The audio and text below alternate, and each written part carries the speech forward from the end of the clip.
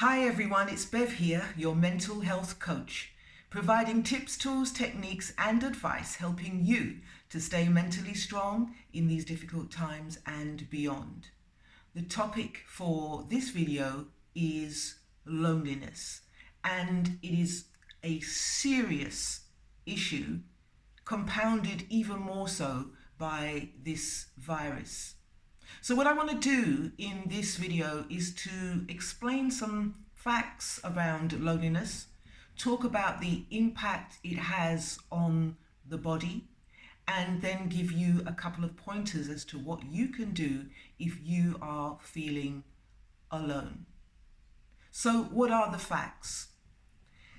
The fact is that 1 in 6 of us will suffer from loneliness. And I'm not talking about being alone. Sometimes we actually want to be alone. I'm talking about expressed loneliness where you don't get to see another soul for days, let alone talk to anybody. It's a feeling of loneliness plus emptiness, like there's nothing that can fill you up, and therefore you'll find that lonely people eat to fill up that hole, drink to fill up that hole, take substance abuse to fill up that hole, but nothing can do that. Another fact is that loneliness is equal to smoking 15 cigarettes a day. Yes, 15 cigarettes a day, every day. And I don't have to tell you about the impact that has on your body. So loneliness can accelerate the aging process, and it can take up to 7 years off of a person's life. So can loneliness kill you? Yes, it can. 50% of people that experience loneliness are more likely to die than people that are connected and have a very strong family and friends structure. And why does this all happen? It's because the psychological pain of being alone is equal to physical pain. So what impact does it actually have on the body? Well, I've spoken about the psychological pain, so let's continue in that vein. Why does loneliness, being alone, having no one to talk to, no one to share experiences or ideas, why does that cause psychological pain? Well, I'll tell you. It's because we are social animals. From our very existence, our core is about connection with other people. It's linked to our survival instinct, in fact, because if you are in a group, you're more likely to get fed. If you're in a group, you're more likely to be protected against predators or what have you. So we are social animals by design. It's linked to our survival. So therefore, if we are lonely, we feel isolated, we feel super vulnerable. And this vulnerability means that we become stressed. So we have the fight, flight, freeze situation going on.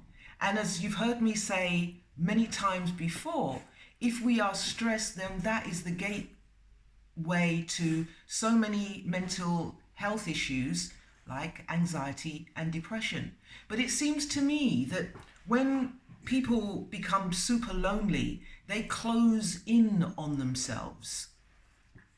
They don't even bother to go out. They can't be asked to do anything. So much is that depression. So therefore, if we get lonely, we get super lonely, we get stressed, then it will take its toll on our physicality as well, our physical being. So researchers say that loneliness can lead to heart disease, it can lead to stroke and type 2 diabetes. So what are the issues? It would seem that the easiest thing to do would be to get out there and meet people. Well, not so easy in this corona time.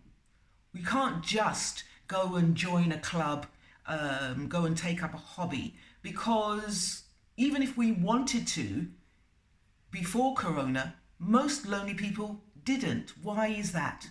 And it's because there is a shame attached to being lonely, to being isolated. It's kind of like, I've got no friends. Nobody wants to be with me. It may be because I'm not worthy of friends, or it may be I've done something wrong. Maybe I'm not good enough to have friends. So there's that, but there's also a shame, isn't there? You know, it's kind of like loser tattooed on your forehead. What do? Go and join a club and say, hi, my name is Bev, I'm lonely. That's really an admission. And people are going to say, well, there must be a reason why you're lonely. And that's why people don't go and join clubs and what have you before. And now it's almost impossible to do that. The other issue with being lonely, and this is what researchers have found, is that when we close down, when we turn inwards, we perceive that other people are distant from us. You know, they're over there. It's kind of like too much of an effort to go out there and talk. And how do you connect with people? What do you say after you've said hello? How do you strike up a conversation? And the more people stay in that loneliness, the more difficult it is to break out. It becomes the fact that people are distant, it's too much effort to connect, and then it becomes a problem of motivation. So what are the solutions? If you have felt lonely, extreme loneliness at certain times in your life, what have you done? Well, I've mentioned the word throughout this video, and the key word, the antidote to loneliness is connection.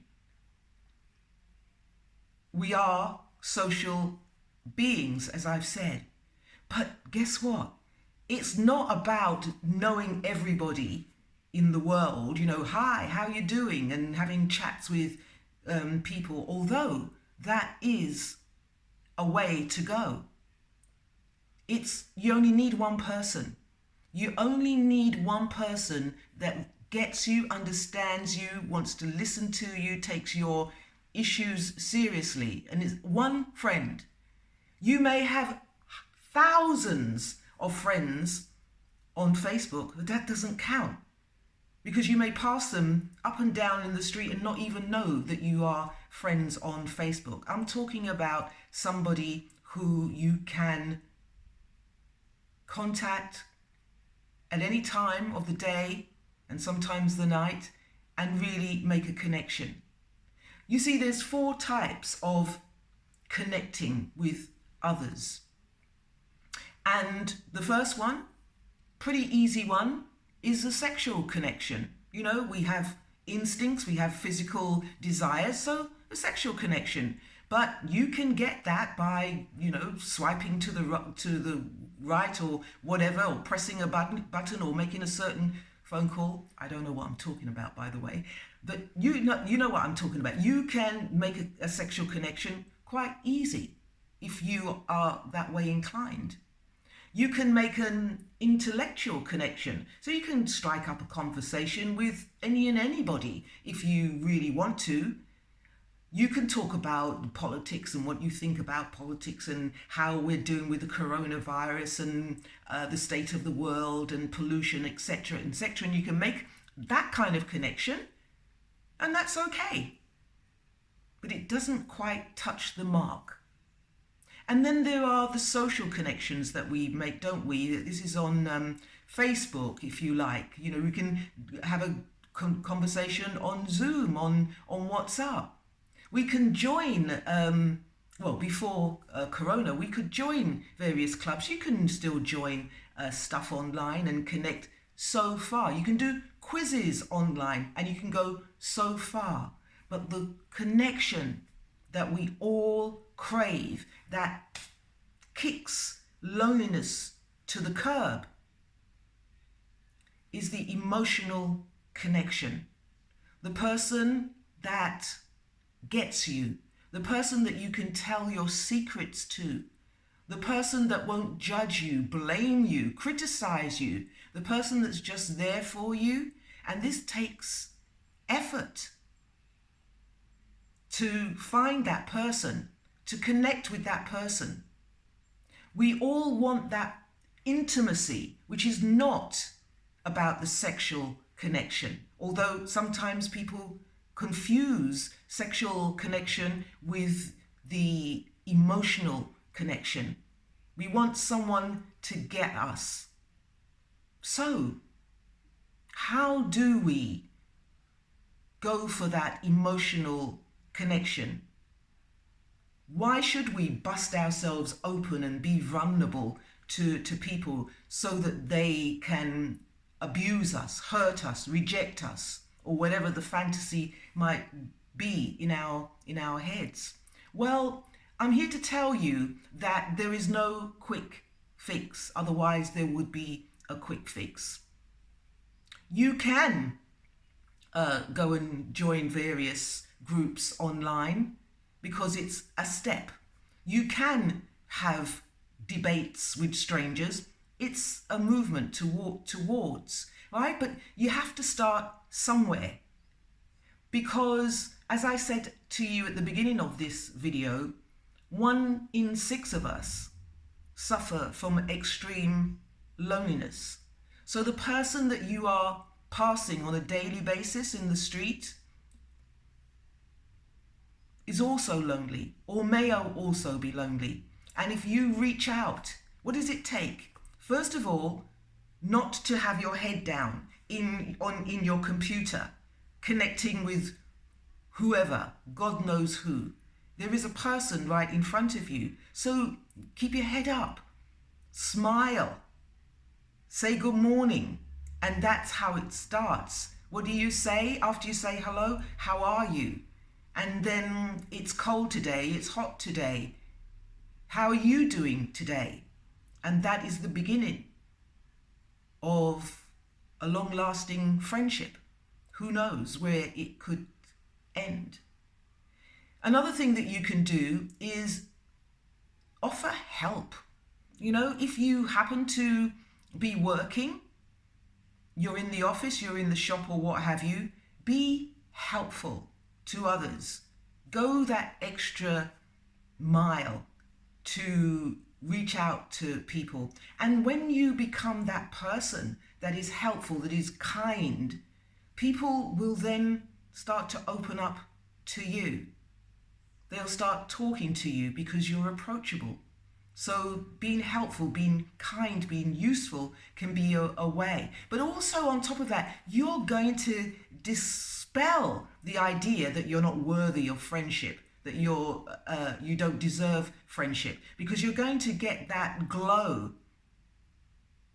when somebody says thank you for being helpful. The last thing that I'll leave you with is to disclose. As I said, sometimes people that are really lonely, they close in on themselves. They think that people are out there that distant and they're untouchable, unreachable. So cross the bridge and disclose. Say something about yourself. Nothing too deep and meaningful that you wouldn't share with your Auntie Mildred, but just give a little bit of information about yourself. I'm a little under the weather today. It's a little cold for me today. I'm feeling really good today because my delivery of food is arriving. I don't know, make it up. Fake it till you make it. But it's about opening up, because there's a brave new world that's just about to begin. I'll leave it there. Stay safe, stay sane. Until next time.